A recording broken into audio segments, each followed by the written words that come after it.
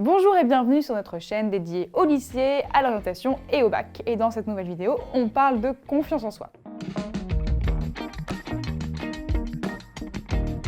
La confiance en soi, c'est la confiance que tu as dans tes compétences, dans ta capacité à apprendre, à agir. Dans le processus d'orientation, cette confiance en soi va être mise à l'épreuve face aux notes, aux stages, aux SP à choisir et aux candidatures à réaliser. Bref, la confiance en soi, tu vas en avoir besoin, mais ça ne tombe pas du ciel. Dans cette vidéo, je te donne des pistes pour booster ta confiance dans le cadre de l'orientation. Première idée, pour avoir confiance en soi dans l'orientation, il faut vraiment travailler en profondeur ton projet et l'anticiper. Construire un projet d'orientation suppose un long travail. Il faut partir à la découverte de soi et des études, il faut se projeter, il faut candidater. Si tu joues le jeu, si tu t'informes, si tu fais vraiment l'effort de faire toutes ces étapes, tu verras, tu seras serein dans tes choix d'orientation. Et en plus, il y a de très fortes chances que tu réussisses dans ces choix. En tout cas, tu sauras que ton projet est solide, que tu peux avoir confiance, car tu auras fait tout le possible pour cela.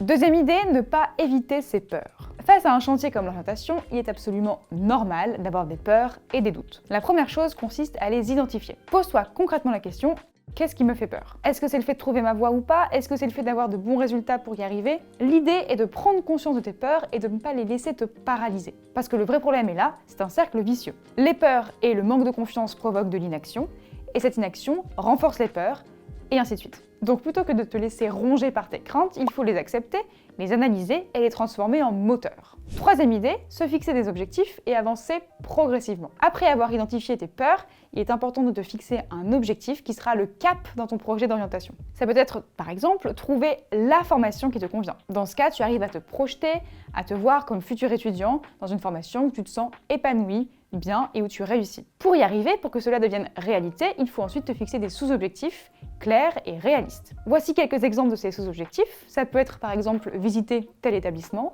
avoir telle moyenne dans tes SP ou encore échanger avec tel étudiant. Pourquoi ça va booster ta confiance? Parce qu'au fur et à mesure que tu vas remplir ces sous-objectifs, tu vas voir que tu es capable d'y arriver et d'avancer. Et donc tu auras la sensation de te rapprocher de ton objectif final. Quatrième idée, aller vers les autres. Communiquer et interagir avec les autres permet de booster la confiance en soi, car en discutant avec autrui, tu peux vaincre ta timidité. C'est aussi l'occasion de mieux accepter les commentaires des autres, leur avis, et d'apprendre à relativiser. Voici quelques exemples concrets d'interactions que tu peux avoir avec d'autres personnes concernant l'orientation. Demander des conseils à un prof sur une formation, recueillir un témoignage d'étudiant, ou encore sonder tes amis et tes proches sur tes propres qualités et défauts. Cinquième idée, connaître tes capacités. Savoir qui tu es, quelles sont tes forces et faiblesses, ton type d'intelligence, tout ça constitue un vrai atout. Pourquoi? Eh bien tout simplement parce que ça te permet d'éviter les erreurs d'orientation et de faire des choix en accord avec ta personnalité et tes forces. Au mieux tu te connaîtras, au mieux tu auras confiance en toi et ce sera alors plus facile de t'orienter vers tel ou tel SP ou telle formation.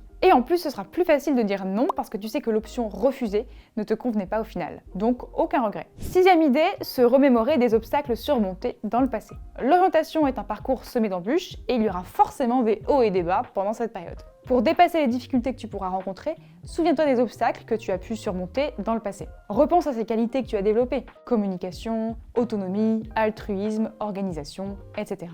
Prends conscience que ces qualités font partie de toi, elles sont en toi et qu'elles pourront ressurgir en cas de coup dur.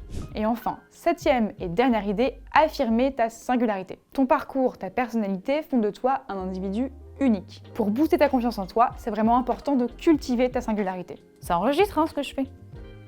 Ok, non, Tu peux t'inspirer de certains parcours, mais évite le copier-coller. C'est ton projet dont il s'agit, c'est grâce à tes qualités, à tes défauts, à ton milieu social, familial, à tes expériences que tu en es là aujourd'hui. N'oublie pas que ton histoire et ton parcours ont autant de valeur que n'importe qui d'autre, donc valorise-les. J'espère que ces 7 conseils t'ont été utiles pour avoir plus confiance en toi dans l'orientation. N'hésite pas à mettre des commentaires, à liker, à t'abonner, et on se retrouve très vite pour d'autres vidéos sur l'orientation.